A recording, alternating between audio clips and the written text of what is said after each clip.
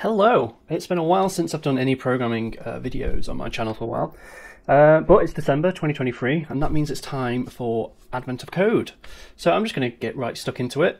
If you've not heard of Advent of Code before, it's every year from the 1st of December to the 25th of December, like an Advent calendar. There are two programming challenges, programming puzzles that get released each day. And you can solve them with any language that you choose. Now, a few years ago, I did Advent of Code using C. This year, I'm going to try it with one of my favourite languages called Zig. If you've not heard of Zig before, you can learn more about it if you go to ziglang.org. I'm pretty much just going to jump into things. I'm not going to explain too much about this language. I'll just be explaining things as I go. And also to make this kind of interesting visually, I'm going to be using a library called Raylib. So Raylib is like a cool game engine. So I'm going to use this to sort of visualize the algorithms that we develop to solve the puzzles as we go. So if you're wanting to sort of play along with this, you just need to go to the Zig, go to download. And if you scroll down, I've downloaded version 0.11. So you've got Windows, macOS and Linux versions here. Because I'm on a typical Windows machine, x86-64, I downloaded this one. You just want to go ahead, you get a zip file, you want to sort of extract that somewhere and add the folder to your path. So you can access it from terminal. And then Raylib, again, you just hit download. I do recommend donating some money because it's a fantastic open source project, but you can just say no thanks, take me to the downloads and download it for free there. Once that's all set up, you'll get a folder. Let me show you the folder. So here's where it installs it to my C drive, Raylib. If you open that, there's another folder inside Raylib called Raylib. So what I also have Visual Studio Code installed. That's usually what I use for writing Zig code. So once I open this folder in Visual Studio Code, you notice there's a file in this folder called build.zig. And this is Zig's own build system. So to get Raylib up and running, you just type in the console. If you just sort of open Create New Terminal and then type in Zig space build. And because I've already built it, it doesn't need to do anything. But I'll go ahead and build that for you. And all the files you need will be in this zig-out folder. Here you've got the lib, and here you've got the include files. So I've already set up a folder for us to work from. Let me see if I can find it. Here we go, Advent of Code 2023. So I'm just going to go ahead and open this in code. And then I'm going to open up a new terminal. And then for initting a new project, you just do zig init. Oh. Init exe, sorry. So zig, because we're creating an executable, zig init exe. So that's gone ahead and made us our build zig file. Oh, I've not specified the path. Let me go ahead and do that. To zig. Cool. So yeah. It's gone ahead and created our build file. So this builds the executable for us and our main file. So all this is doing at the moment is doing some sort of hello world print string stuff to the console. And we can run this. If you read, this creates a build set. It'll be visible in the zig build -- help. So if I do zig build -- help, it'll go ahead and sort of build it, and then if I scroll up, I can see install, uninstall, run, and test. So run the app means I just do zig build run, and there you go. It's running. That's a Zig code being compiled and executed, which is fantastic. So I want to get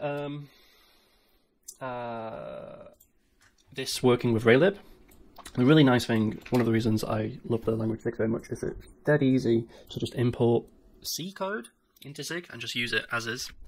So let's see, to do this we will need to modify our build script to get the Raylib stuff. So if you go to Zig, if you go to learn there's a guide here for how to use the build system. So this should tell us what we're interested in is adding a, I believe, a static library. Okay, sorry for the cut there. I was just figuring out how to properly build a project with Raylib. So yeah, what you need to do is edit the build.zig file. So we link libc. I was just trying to find the right function calls. So it's add object file to add the raylib.lib, add include path to add the include files, and we also need to link these three system libraries. This is all assuming that you're on a Windows machine, by the way. It will also run for Mac and Linux. We would just have to make sure you're linking the correct library. You can figure it out if in Raylib if you come to the source folder and then look into build.zig here, and then look for your on line 67 where it's selecting different libraries depending on what operating system you're using. So I just copied these three systems libraries here for the Windows one. For Linux it would be these, and for Mac OS it would be these frameworks. So with that out of the way, back in the main Zig file, so the way you include C code into Zig code is you use this macro. Well, it's not really macro, it's a compiler built-in function.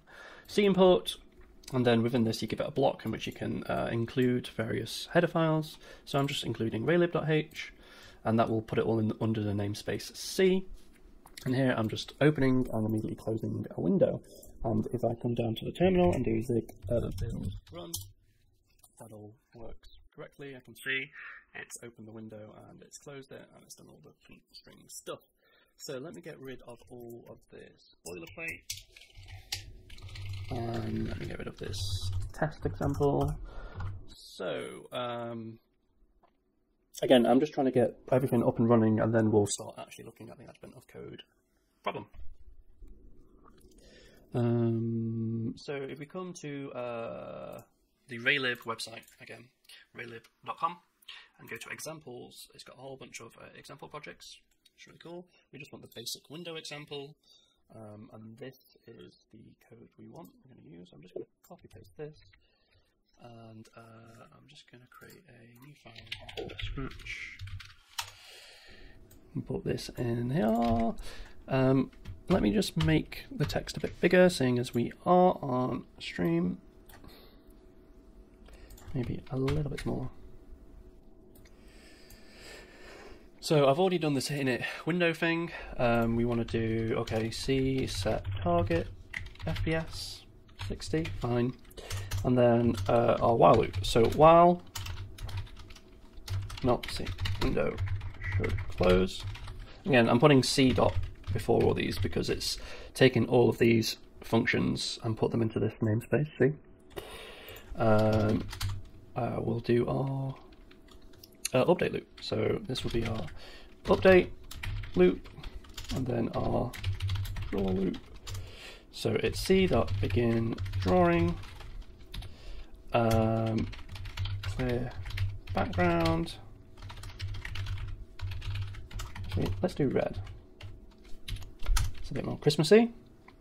Draw text. Welcome to Advent of Code 2023. And then this will be, I believe the format for this is XY font size, font color. So they've done 190, 200, 20, C dot, let's do green, red and green, no Christmas colors. And then once we've done that, we do C dot end drawing, I believe, yes, end drawing. Now the nice thing about Zig is, so obviously all drawing has to be between these two calls, begin drawing and end drawing. As I add more and more drawing lines, I have to remember to put it here and not after the end drawing. But a nice thing about Zig is they have this defer keyword, which means I can actually put the begin and end drawing up here, and defer will literally defer this being called when this scope exits. So when execution gets to this end brace here, it will call all the deferred calls, which means we don't have to remember to insert it between the two. I can just keep on adding drawing things here, which is quite nice. And then we close window, and then our function doesn't return anything. That's fine. So I can save this. I can do zig build run. Hey! So we've got a window showing with some code, with some text, sorry. So now on to the problem. So if we go to advent of code, and this is day 1, trebuchet. So I'm not going to read through the whole problem here, although, you know, I recommend you take a look at it if you want. Essentially, you get 2 puzzles each day. Each puzzle gives you a star. So by the 25th of December, you should have all 50 stars. And the puzzles do sort of start off pretty easy, and they get harder and harder as the month goes on. So the problem here is basically we have a puzzle input, which is going to be a big text file with all these lines of text, and it wants us to find for each line, find the first digit and the last digit in that line, combine them, like put them next to each other so it becomes a 2-digit number. And then with all those 2-digit numbers, we want to just sum them up. So in this case, 1 and 2 is the first and last digit, that becomes 12. 3 and 8 is the first and last digit, that becomes 38. 2, and even though there's a 3 and 4 in between, we ignore those, so 2 and 5 becomes... Oh, I missed the 1. Yeah, sorry, there's a 1 before the 2, so we ignore the 2, 3 and 4. So 1 and 5 comes together, and that becomes 15. And I guess this one's to catch you out a bit. There's only 1 digit in this line, so we count it as both the first and the last digit and put that together to get 77, and then you sum up these 4 values and that gets 142. So this is just an example. I get my own personal puzzle input, which is a huge long text file. And so I need to write some procedure to do this computation on this input.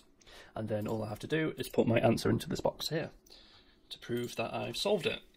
So how I'm going to do this is I'm going to create a new folder within source called, actually no, you know what, I'm going to create a new folder outside of source. I'll call this puzzle input. I'm going to do a new file. This will be called day01.text. Copy all this, paste it in. So there's my puzzle input. I'll put this off to the side. And then I'm going to have a function here. I'm just going to call this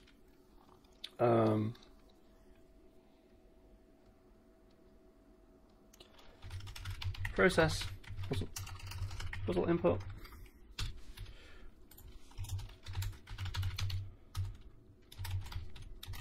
Okay. So what we need to do, we need to first be able to read a file from our disk and then go through it line by line. Now, if you do Zig, I believe you look up Zig Learn, it's ziglearn.org. These have a whole bunch of useful tutorials and basics on how to do stuff in the Zig programming language. And I often refer back to this because it has actually been quite a few months now since I've done any Zig programming, so I will need to come back to this a bit and the documentation just to refresh myself. So if you go to chapter 2, standard patterns, and then there's the file system for how to read a file. So const file, that's how to create a file. How to write to it, how to read a file to a buffer, and then there's readers and writers. Probably what we want is read all.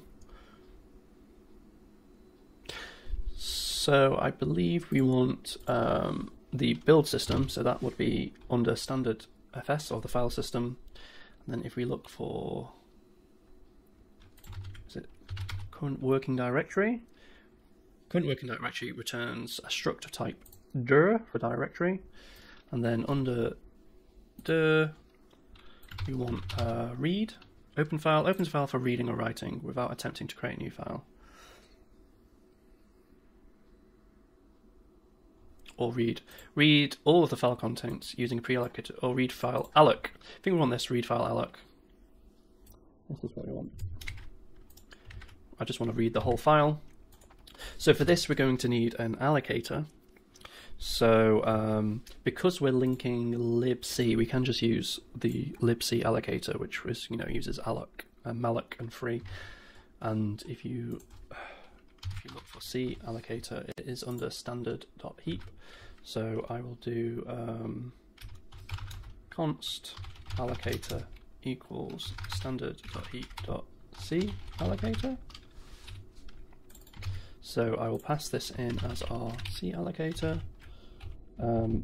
Self, so we'll do standard.fs.current working directory, read file, and the path is going to be puzzle input data1 text max bytes. We want it to be pretty big. I'm going to do like 1024 by 1024. Sure. This can, because we're allocating memory and allocating memory can't fail, so this can return an error. If I go back, where was it? Read.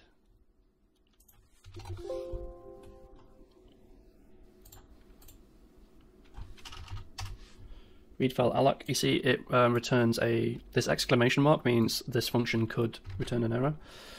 So we need to do a try in front of it, which means now that this function could return an error, so I need to put an exclamation mark here to say this function can return an error, which means I need to put a try here, and our main function already has this to say could return an error. So that will sort of bubble that error up. And then we'll say, okay, the puzzle input is this. And let me just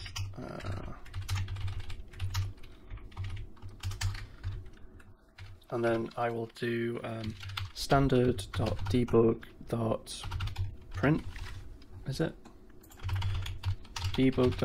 Standard debug print? Yeah. Standard debug print, and I will just do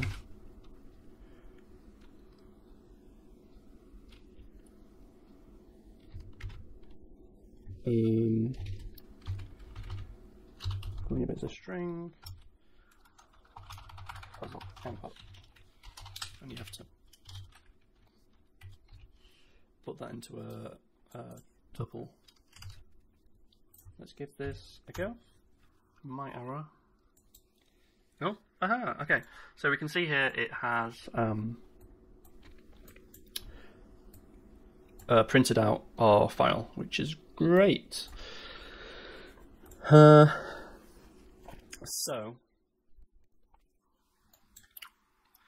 this is going to return integer. So I'm going to say it returns unsigned 32-bit integer. So I'm going to say our const answer is going to equal this, and then we're going to print it. So this drill text. There is a way to print. So this prints just to standard out, but we can sort of print into a string. So that would be standard dot, I believe, FMT for format dot alloc print, I believe it's called. Yes.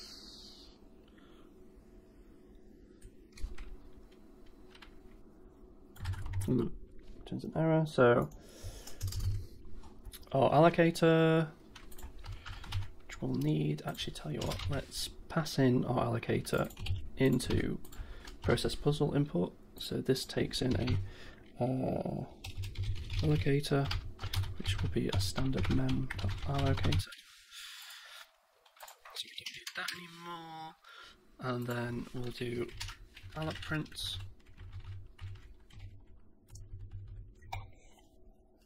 And the format string would be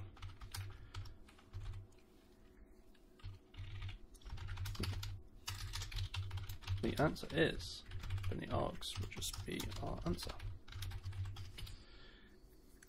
We need to try that because that can fail, and then our const our answer text, and then this will get printed here.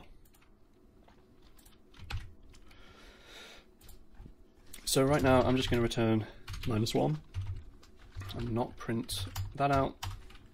So let's just double check that's all working.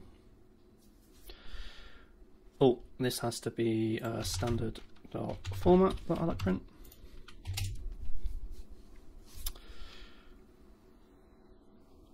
Oh yeah, so one thing that Zig does, this is controversial, some people find this really annoying, some people think it's actually really helpful with preventing bugs. If you don't use a variable input, you'll actually get a compile error, not a compile warning. So if you purposely don't want to use puzzle input for now, you just have to dump that into an underscore, and that's just telling the compiler, okay, I intend not to use this variable. Or you could just comment it out. It's up to you.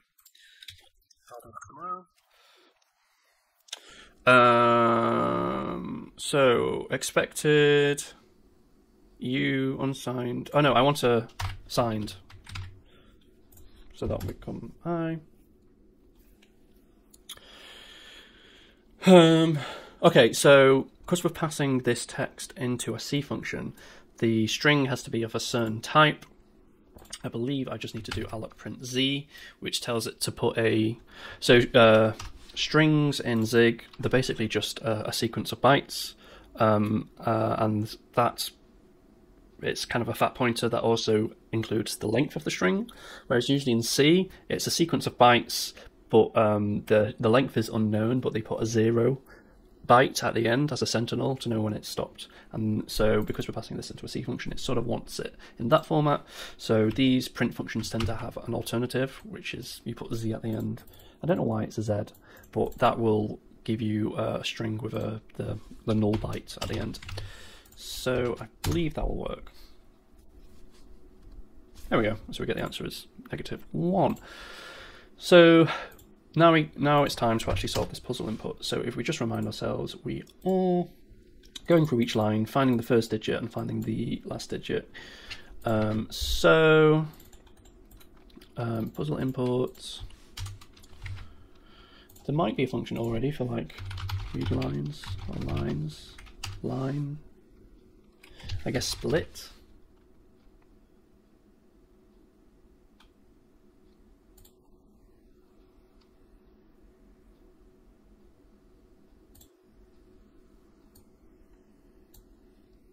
Split scalar?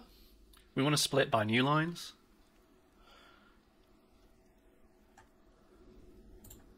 Does this have a iterator?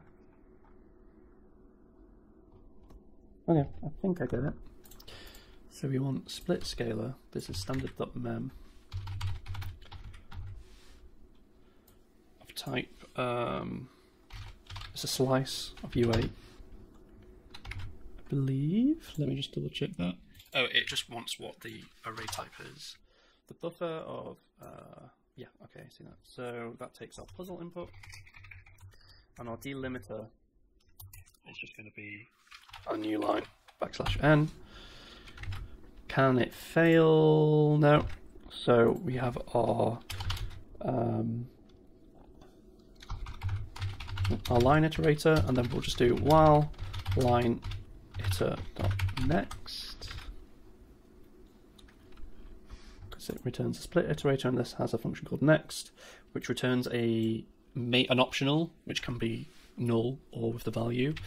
So the while loop will capture that, call that line, and let me just do standard debug print line. And just check that works. That should print all the lines still. Found expected type U8. Found.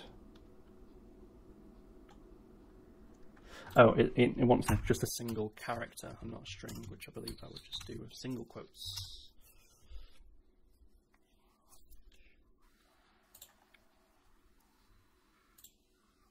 Interesting.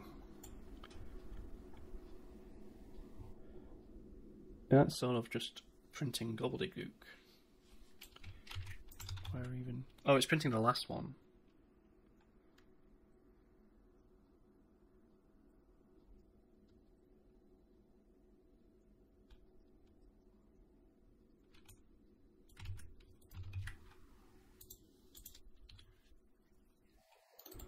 But why?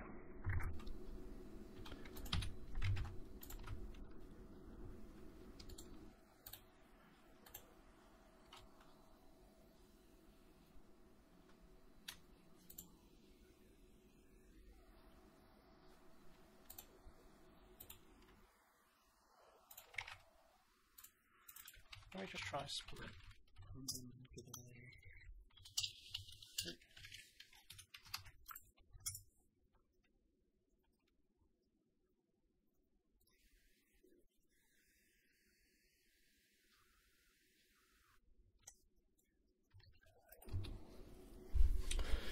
Interesting.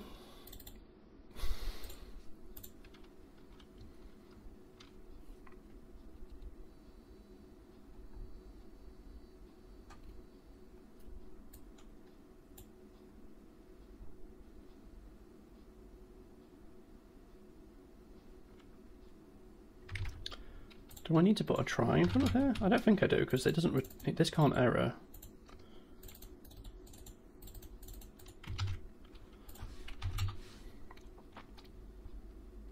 Yeah.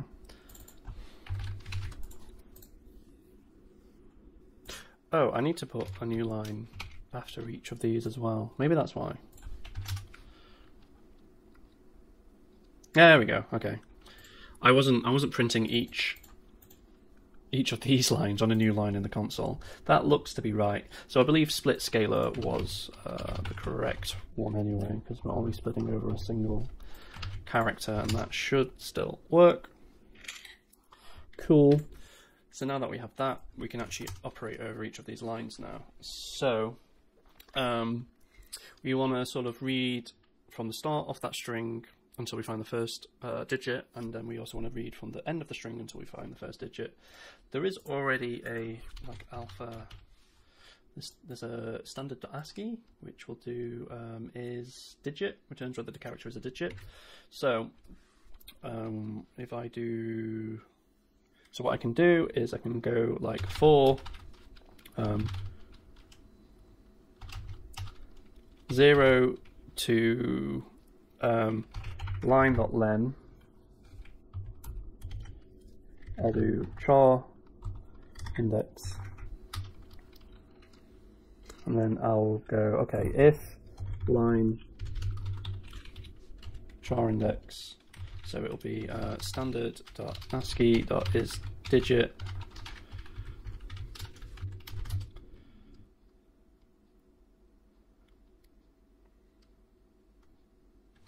and then I can actually convert this into, this is another nice feature of Zig, so I can do, okay, const first digit equals, and then I'll make this a block.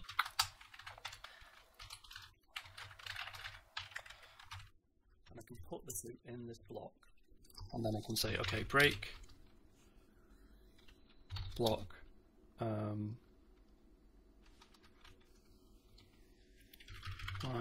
char I. So at the moment this is returning a byte U8, and then the last digit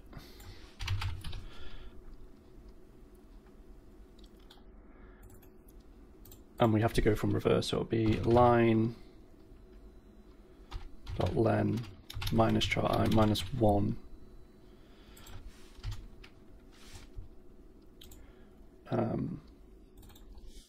Let's call this.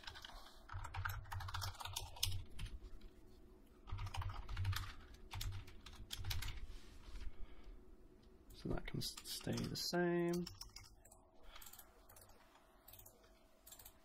And then I'll do standard.debug.print, and I'll just do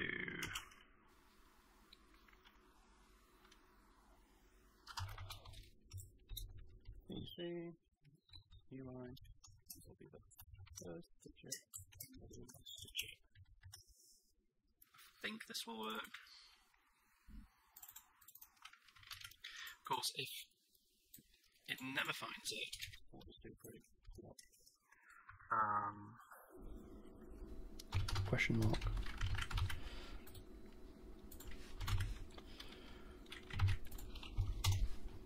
Is that going to compile? Hey, so if we look at all these answers here, of which there are a lot of them, 9986, 9, yeah, so this is the only digit in here, so 9986, 73, 57. Let's look at one that's got like 5446, so there should be a 56 further down, so that works. So I'm going to call this first digit char and last digit character. We now need to convert these into numerical values, because at the moment, even though you're seeing numbers here, this is still just text. So our first digit, which is going to be integer, is going to equal to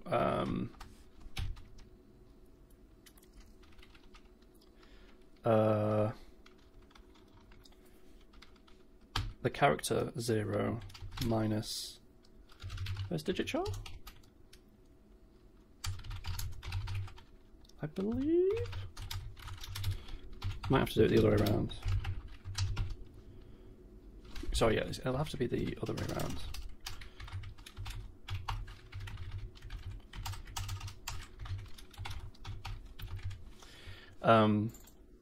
Yeah, because this hopefully will get cast to an integer, so it'll find what byte represents the letter 0, because they'll all be in sequence in the ASCII table from 0 up to 9. So say we get the text for 3, and that's like 156 in the ASCII table, and 0 is 153.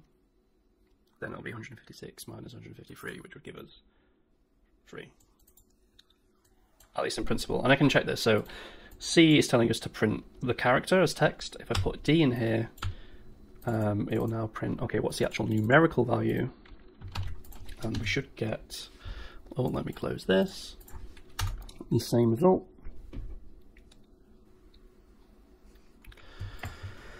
And let me scroll up. Yep, 99, all that works. So far so good. And now we need to put those two digits together, the first digit and the last digit. That's pretty easy. So the const, the line number is just the first digit times 10 plus the last digit. So I can do that. So that becomes our line number, and then we need a running sum. So I'll put this up here. So this will be our sum, which starts off at 0, and then it will just be our sum equals our sum plus our line number. And then at the end, I can print the sum is, and I can return our sum as our actual number. So it'll actually show. And so the answer is 55386. And we can see, hopefully, if I put this into Advent of Code, fingers crossed, it's the right answer. That is the right answer. I got 1 gold star. Closer to restoring snow operations. So we'll continue to part 2. So like I said at the start, every day there are 2 parts to the puzzle to get 2 stars per day. You use the same puzzle input, but it sort of adds a twist to the puzzle. So here we go. Your calculation isn't quite right. It looks like that some of the digits are actually spelled out with letters 1, 2, 3, 4, 5, 6, 7, 8, and 9. They also count as valid digits. Equipped with this new information, you now need to find the real first and last digit. So for example, the word 2, number 1, and the word 9, it would actually be 29. Ooh, okay, interesting. 823, 83.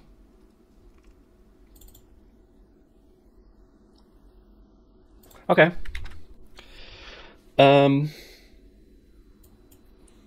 Ooh, okay.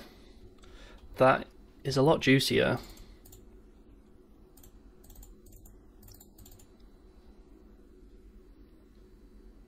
How can we do this? So, oh, sorry, I've just noticed the sun is right behind my head, which isn't great. If I keep my head here, it's all right.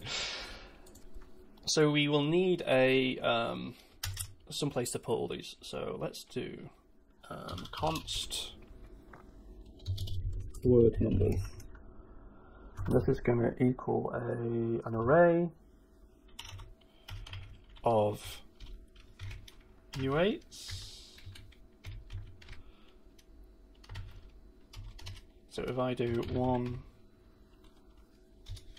2, 3, 4, 5, 6, 7, 9. Let me just build it, make sure that compiles. I think I've got this right. Oh yeah, it's unused, but it should still compile.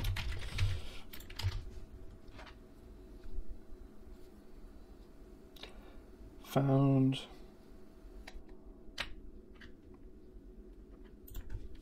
Oh yeah, this is const.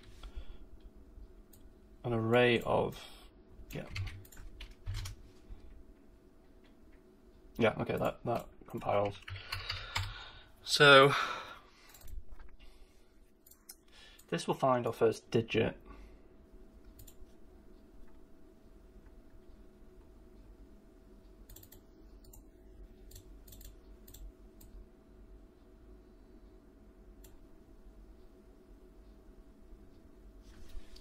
Alright, I'm going to call this, okay, I'm going to comment all this out for now. There's one way we could do this, so let me find, so say this, we're going to scan along it and look for, okay, at this position, can we detect any of these? No. This position, oh well yeah, we find the 1. And so we'll record where this index is in the string. And then I guess I can also go through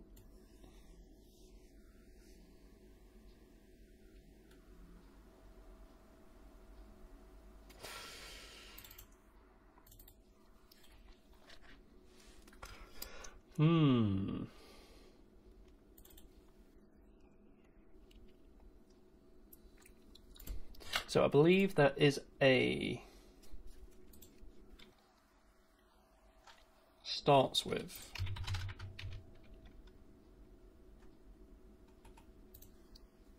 So this will see if a string starts with something. So what we're actually going to do is create a slice. So if I do a const line slice, and that's going to be the line. So it goes here. So the line from where char I is to the end of the line. So say we're up to like char 5, it's going to actually slice off the first 5 characters, and we'll end up with like a slice of like this. And so we'll be checking, and then we'll do the starts with. So if standard.mem starts with, and what was the type is byte. The haystack is a line slice, and the needle would be each of these word numbers. So within this, we're going to have to do another loop, which will be 4 word numbers, and then we can do this. Okay, so word I. So this for loop will loop over all these numbers, and then I'll also loop over a range from 0 up to the size of this, basically. So we'll get the index of each as well. And then this starts with becomes, okay, the word. So if it does start with the word, so say it'll come with this, it starts with 1. Then what we want to do is we want to, and I'm actually going to make this, I'm not going to have this step here where I convert first digit. I'm actually going to just say, okay, the first digit is an integer. And we will break from this block, and it's just going to be word I plus 1, because in the array will start from the 0th index.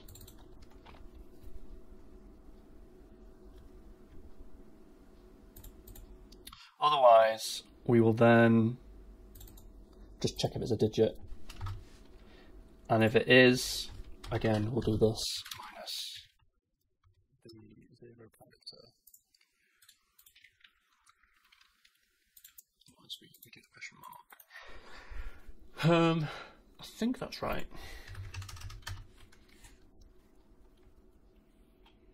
Let me print this on standard debug.print. I'm going to print that digit on the new line. First digit. Let me get rid of all that. Well, let me get rid of this. I might want to remember. That's like digit 1. Let's do a zig build run. Expected type I32, but found U size. Oh, okay, so this is word I is a U size, but we're trying to convert it to an I32, so we need to do that explicitly. So that's a int cast to I32.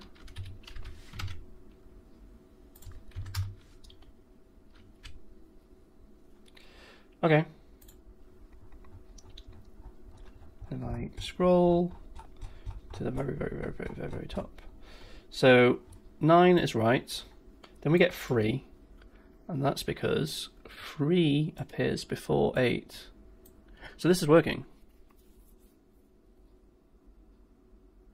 Then the next one we get is 7.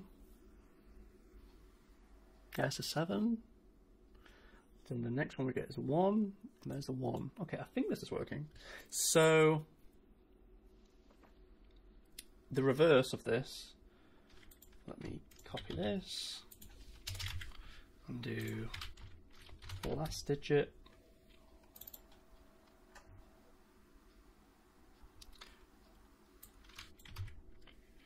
We just need to change this to be char I.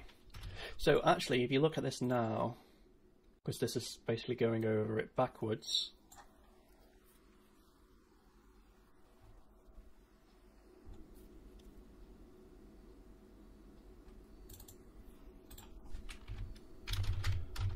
let me just make sure that works.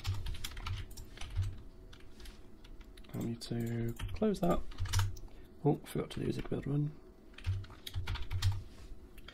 Okay, that looks like it's doing first and last. This is mostly duplicated, so I can now put this into a function. So I will do fn, I'll do a process line, and that will return integer. So it's just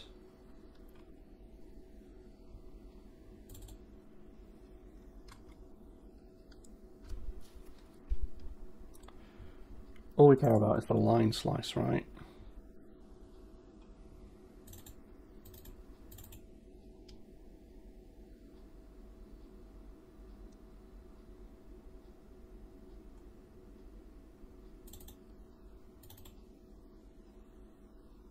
Yeah, so we can do this. So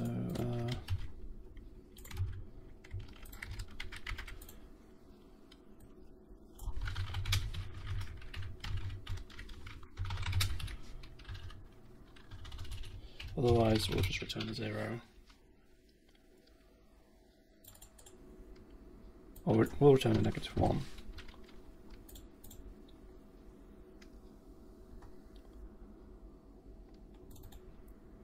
Actually, you know what? It should always return a number. So I'm going to make this return an error. I'll do error invalid line. So now this should take in a line slice. So I'll just call this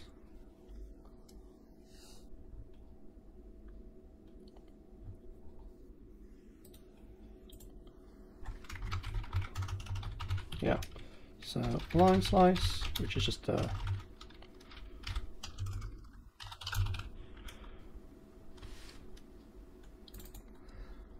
these word numbers can go in here. I mean, to be fair, we can just go up here.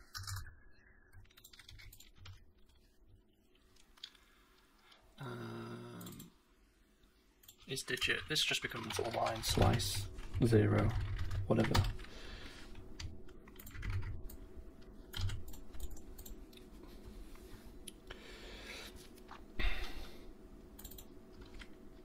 We want to validate that line slice.len is greater than 0. So if it's equal to 0, again, I'm going to return error about invalid line. So that's word numbers, word I, line slice. Okay, I think that's right. So this then just becomes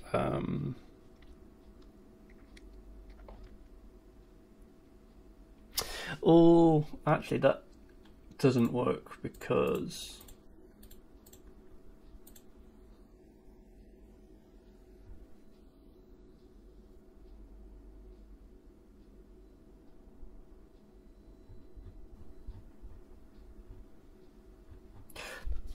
tell you what, I've got a better way of doing this. I'll do line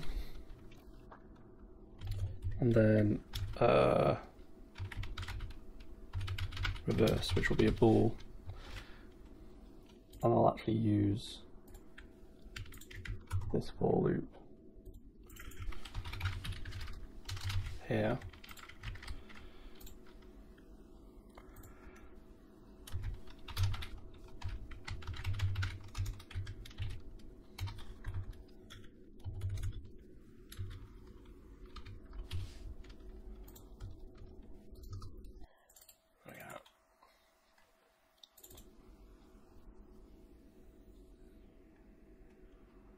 That makes more sense.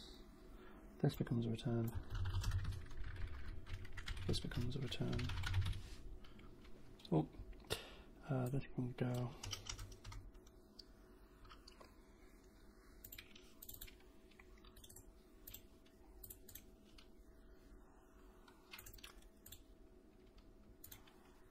Okay. So this just becomes, this can all go now. Try process, should just be called process line. Reverse should be false. And then the last digit also becomes try process line. What we do in reverse. Okay, get rid of that. Tidy some of this up. Some at the moment is getting used. Zig build run. Okay, that's working. So our const number equals our first digit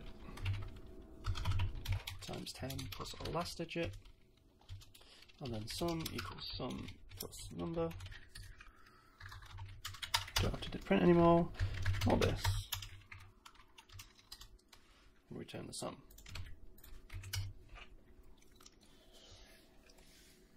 And we get 54824. So 54824. I'll just double check that's right. 54824. And submit. And hey, and that's okay. So we've done day 1 of Advent of Code. I'm going to leave it there for now. Before we move on to the next set of puzzles for day 2 and day 3, it's the 2nd of December as I'm recording this, I am going to, I might do this as a video as well. So at the moment, all I'm using the Raylib drawing is just to draw the answer, but I want to do something more fancy than that. I actually want to sort of draw all of these lines and then over time actually see how the algorithm is scanning through and finding all the digits and sort of animating all that. Don't know why, I'm bored, it would be fun. But yes, I'll leave that for another video. See you soon.